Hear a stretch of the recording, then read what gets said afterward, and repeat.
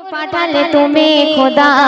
এ ধুলির ধারায় জন্ম নিয়ে কাঁদিল সে আজ উম্মতেরই মায়ায় কে দিয়ে বানালে খোদা তাহারি অন্তর হৃদয়টা নারী যেন পরশ পাথর যারে পরশে কঠোর হৃদয় শান্ত হয়ে যায় যাহার রূপে চাঁদের রূপ হার মেনে যায় আল্লাহ আল্লাহ আল্লাহ আল্লাহ আল্লাহ আল্লাহ তারপর শুনবেন আর সে আজিমে খোদার সাথে লেখা ছিল ইয়া রাসূল তোমারে ওই নাম আদমের সওয়ালে খোদা কয় জবাবে ইনি হবে সেরা নবী নবীদের ইমাম নবীর সিলাই বানাই দুনিয়া অবাক হয়ে শুনিল আদম হাওয়া অবাক হয়ে শুনিল আদম হাওয়া যে দামে পেল রেহাই বিপদের সময় আল্লাহ আল্লাহ আল্লাহ আল্লাহ আল্লাহ আল্লাহ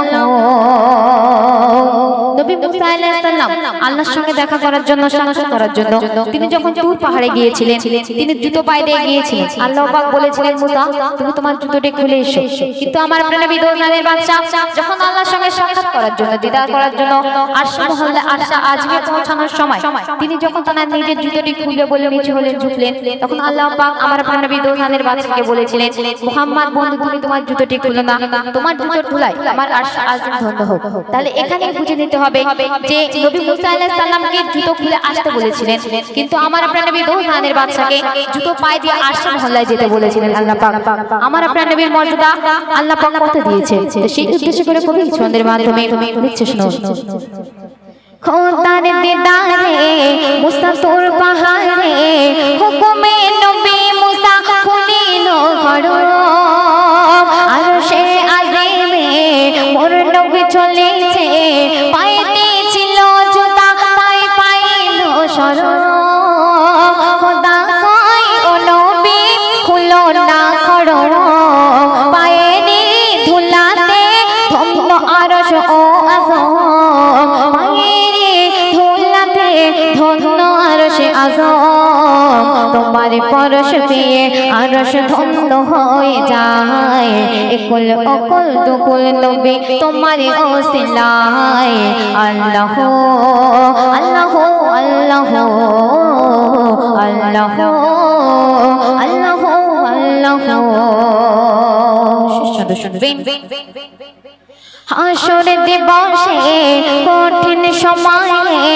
নাফসে নাফসে করবে সবাই ভয়েতে খোদার সব আশা বিফলে পাপে তাপে সব মিলে সফায়াতের লাগিয়ে কাছে যাবে গো তোমার সফায়াতের তাজ নবীর থাকিবে মাথায় মাফ করিবেন খোদা তোমার ওসিলায় মাফ করিবেন খোদা তোমার ওসিলায় জাহান্নামের গুণে জাহান্নামের আগুন নিভে যায় কায়জার তুমি রেহাই পাবে সেই নবীর ওসিলায় আল্লাহ আল্লাহ আল্লাহ আল্লাহ আল্লাহ আল্লাহ এ দূর পাঠালে তুমি খোদা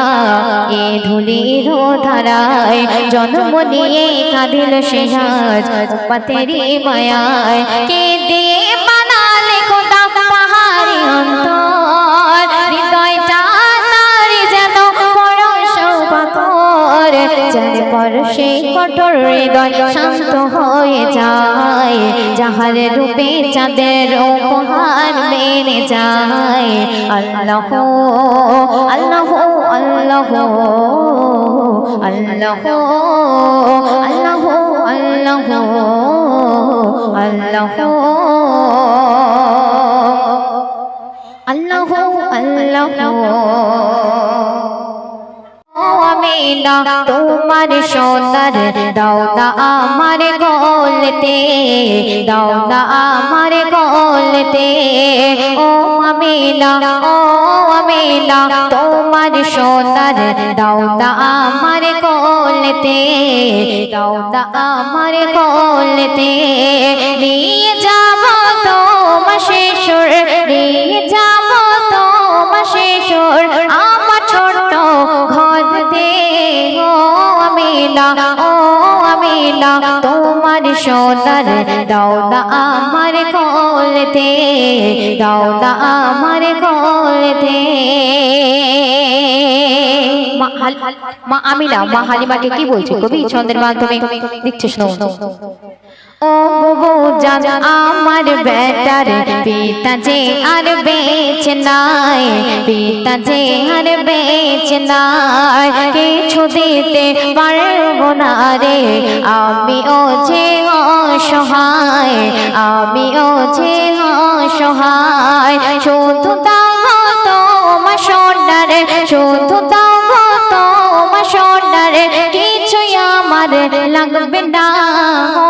আমিনা তোমার সোনার দাও না আমার গলতে, দাও না আমার গলতে। আমিনা অঝর নয়নে কাঁদছে, আর কি বলছে কবি ছন্দের মাধ্যমে লিখছে, শোনো।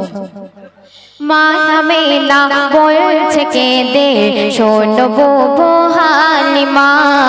শোনো বুবু হালিমা। পিতাহারা বলে কহু গালি তুমি দেবে না, গালি তুমি দেবে না।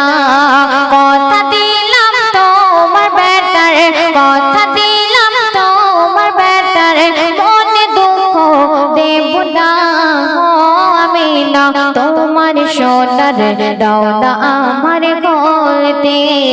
দাও না আমার গলতে। মূল্যবান কথা কবি ছন্দের মাধ্যমে আর কি লিখছে শুনবেন। মোর নবীকে নিয়ে ওঠে চিরিন্দ এক গাধার পিঠে, চিরিন্দ এক গাধার পিঠে। চিরিন্দ গাধা সবার আগে চলিল সে ছুটে ছুটে,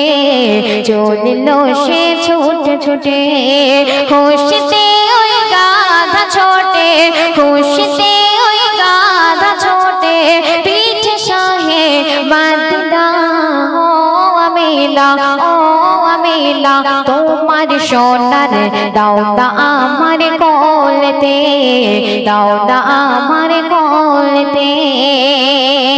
অতি সুন্দর কথা কবি ছন্দের মাধ্যমে আর কি লিখছে শুনবেন।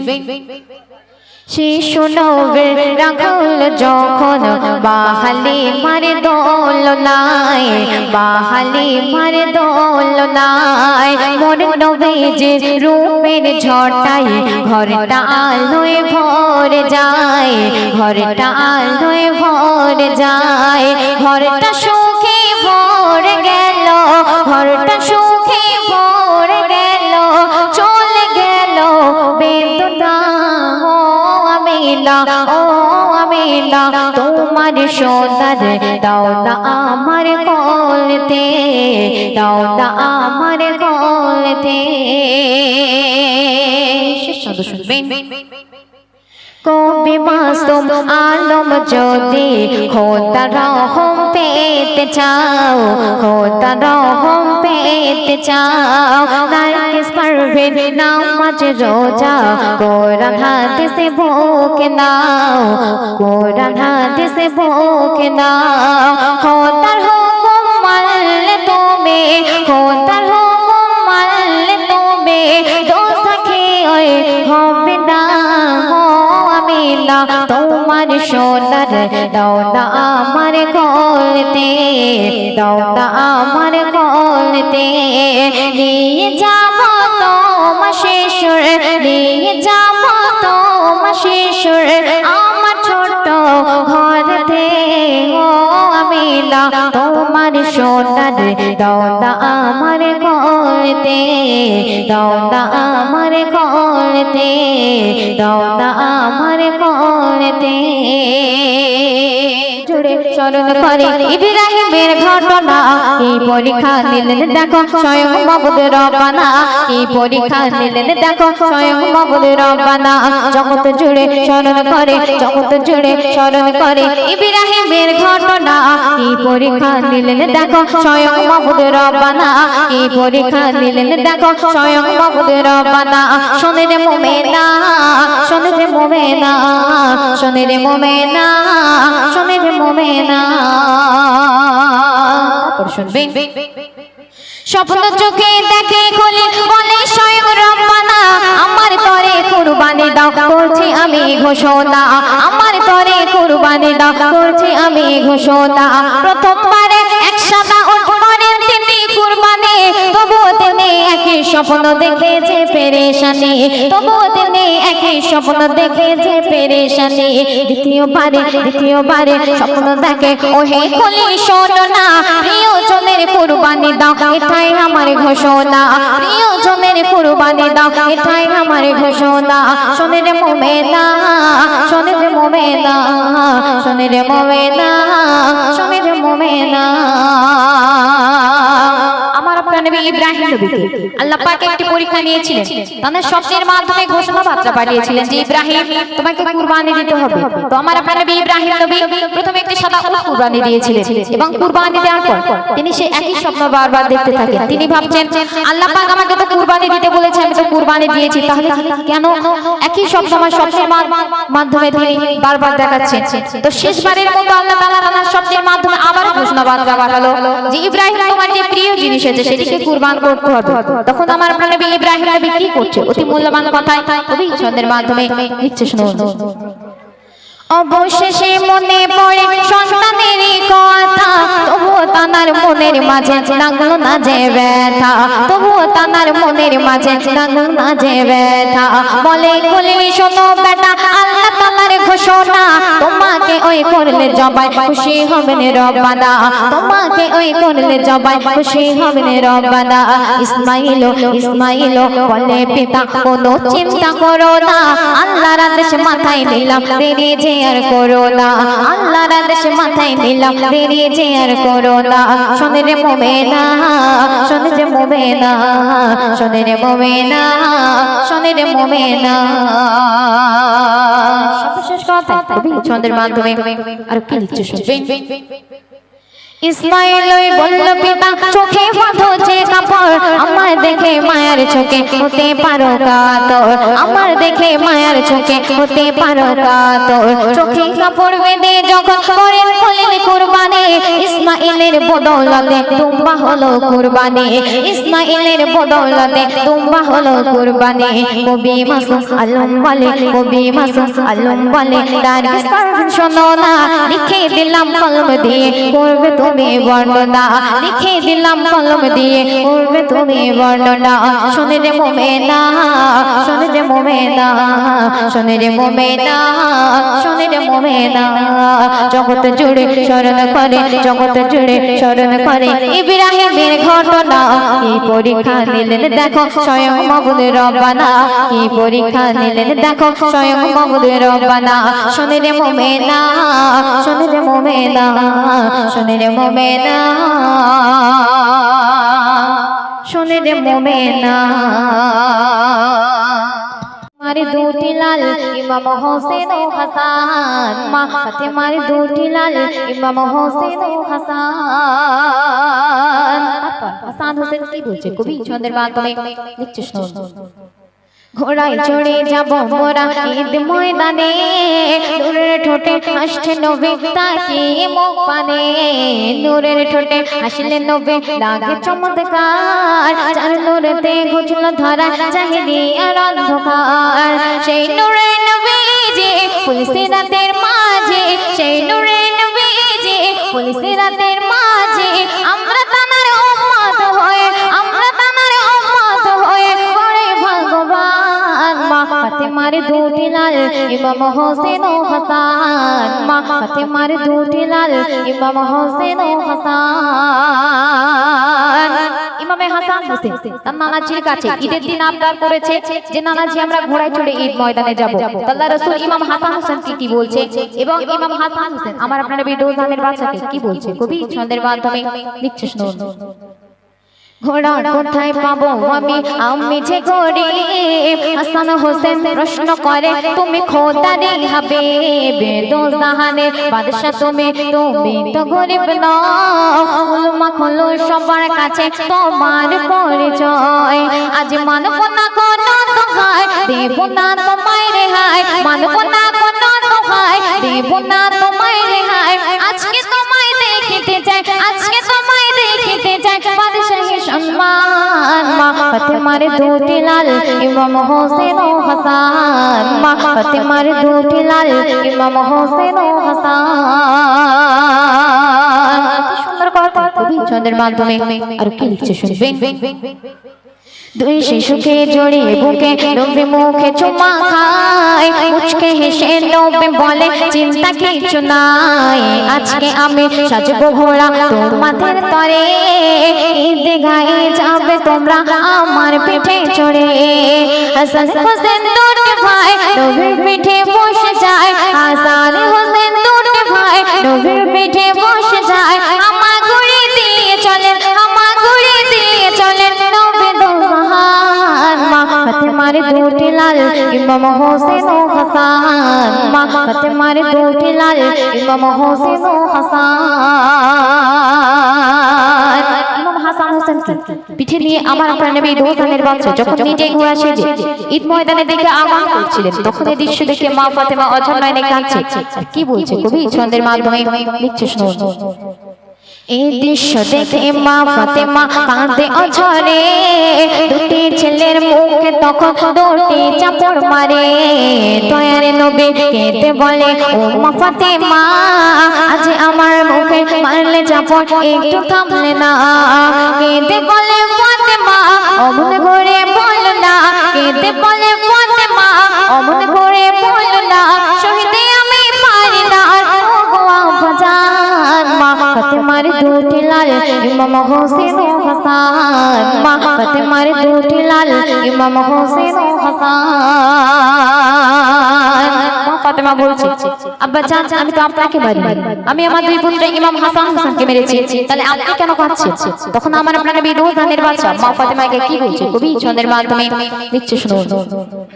হাসান হোসেনে আঘাত পেলে আমি যে আঘাত পাই আল্লাহর রাসূল বলছে হাসান হোসেন আঘাত পেলে আমি যে আঘাত পাই তাদের গায়ে মারলে যেন লাগে আমার গায়ে কেন হাসান আমার নয়ন তারা হোসেন আমার প্রাণ হাসান আমার নয়ন তারা হোসেন আমার প্রাণ এই বলে অঝরে কাঁদে নবী দোজাহান অমন করে কেঁদো না আর ব্যথা দেব না মা ফাতেমা বলছে অমন করে কেঁদো না আর ব্যথা দেব না ও আব্বা জানে আজকে তোমায় ও আব্বা জানে আজকে তোমায় কথা দিলাম মা ফাতেমার দুটি লাল ইমাম হোসেন ও হাসান মা ফাতেমার দুটি লাল ইমাম হোসেন ও হাসান। মূল্যবান কথা কবি ছন্দের মাধ্যমে আর কি লিখছে শুনবেন। জিবরিল এসে বলছে হেসে ইয়া রাসূলুল্লাহ তোমার কাছে পাঠিয়েছে আমাকে আল্লাহ আজকে খুবই খুশি হলেন আল্লাহ তোমাকে দেখে ফেরেশতাদের বারে বারে দেখায় দেখে দেখে হাসান হোসেনের খুশিতে আমার বন্ধু হামা ঘুরে দিতেছে হাসান হোসেনের খুশিতে বন্ধু হামা ঘুরে দিতেছে আমার বন্ধুর খুশিতে খুশি আমি বন্ধুর খুশিতে খুশি আমি রহিম রহমান মা ফাতেমার দুটি লাল ইমাম হোসেন ও হাসান মা ফাতেমার দুটি লাল ইমাম হোসেন ও হাসান। সর্বশ্রেষ্ঠ কথায় আমার শ্রদ্ধেয় লেখিকা হাফিজা খাতুন ছন্দের মাধ্যমে আর কি লিখছে শুনবেন।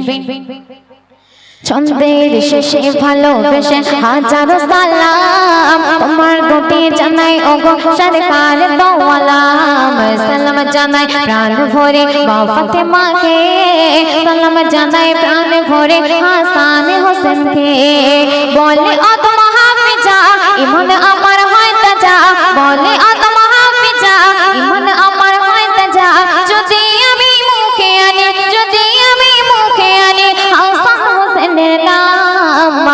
ফাতেমার দুটি লাল ইমাম হোসেন ও হাসান মা ফাতেমার দুটি লাল ইমাম হোসেন ও হাসান নানার গলা ধরে বলে আদর করে নানার গলা ধরে বলে আদর করে ঘোড়ায় চড়ে দিগায় ভগবান মা ফাতেমার দুটি লাল ইমাম হোসেন ও হাসান মা ফাতেমার দুটি লাল ইমাম হোসেন ও হাসান মা ফাতেমার দুটি লাল ইমাম হোসেন ও হাসান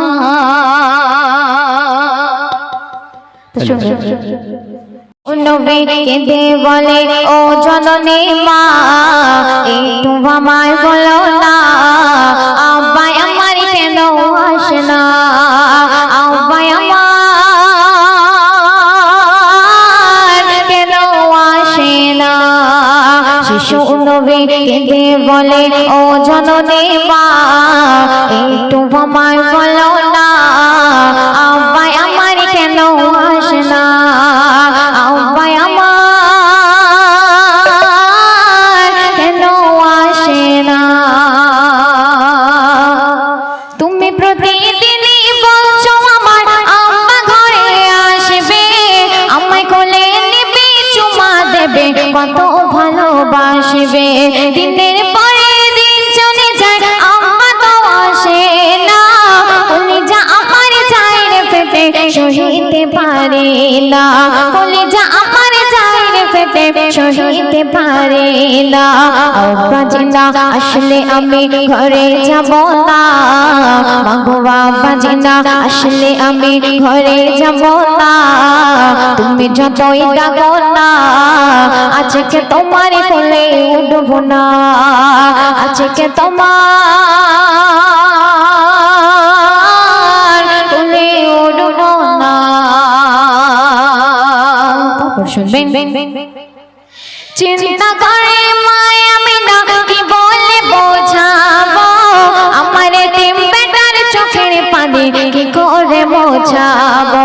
সব ঘটনা মায় আমি না তার শ্বশুরকে বলেছে শ্বশুরের হুকুমে দাসীকে নিয়ে মদিনার পথে চলেছে যেতে যেতে দেখতে পেল স্বামীর কবরখানা যেতে যেতে দেখতে পেল স্বামীর কবরখানা অঝরে কাঁদে আমিনা তার বুক ফাটা কান্না থামে না তার বুক ফাটা কান্না থামে না স্বামীর কবরখানা দেখতে পেয়ে মা আমিনা অঝর নয়নে কাঁদছে কি বলছে কবি ছন্দের মাধ্যমে লিখছে শুনুন ও গো স্বামী বলো আমি সহিব কেমন করে শিশু মুহাম্মদ কাঁদে শুধু তোমার দেখার তরে এতিম বেটার কান্না আমি সহিতে পারি না তুমি দুনিয়াতে নেই কথাটা বলিতে পারি না দুনিয়াতে নেই কথাটা বলিতে পারি না শিশু নবী বুঝে নিল মায়ের বেদনা শিশু নবী বুঝে নিল মায়ের বেদনা মাগবারে কেদনা আব্বা দুনিয়াতে নেই কেন বললে না আব্বা দুনিয়াতে নেই কেন বললে না কবি ছন্দের মাধ্যমে আর কি লিখছে শুনবেন পিতার কবরে জিয়ারত করে মায়ের হাত ধরে শিশু নবী আসছে ফিরে আবার আপন ঘরে আসার পথে মা জননী চির বিদায় নিল চিরতরের মতো নবী এতিম হয়ে গেল চিরতরের মতো নবী এতিম হয়ে গেল সঙ্গে ছিল উম্মে আইমান তার দেয় সান্ত্বনা সঙ্গে ছিল উম্মে আইমান তার দেয় সান্ত্বনা বাচ্চা আর কাঁদিস না আজ থেকে আমি তোর জননী মা আজ থেকে আমি তোর জননী মা সর্বশ্রেষ্ঠ আমার শ্রদ্ধেয় লেখিকা হাফিজা খাতুন ছন্দের মাধ্যমে আর কি লিখছে শুনবেন হৃদয় জুড়ে রাখবো তোরে মায়ের মতো করে। সে দাসী বলছে হৃদয় জুড়ে রাখবো তোরে মায়ের মতো করে। তুই ডাকবি আমার মা বলে আর থাকবি আঁচল ধরে। শিশু নবীকে দিয়ে বলে কেন আম্মা দেখতে এলাম, আম্মা দেখতে এসে আমার আম্মিকে হারালাম, আম্মা দেখতে এসে আমার আম্মিকে হারালাম। হাফিজা খাতুন আরজ করে শোনো মুমিন মুমিনা, নারগিস পারভীন আরজ করে শোনো মুমিন মুমিনা। নবীজিকে ভুলে যেও না, দিলে যে সদা উম্মতের দেওয়ানা, দিলে যে সদা উম্মতের দেওয়ানা। শিশু নবীকে দে বলে ও জননী মা, একটু আমায় বলো না আব্বা আমার কেন আসে না, আব্বা আমার কেন আসে না। শুনে একটু কথা বলো।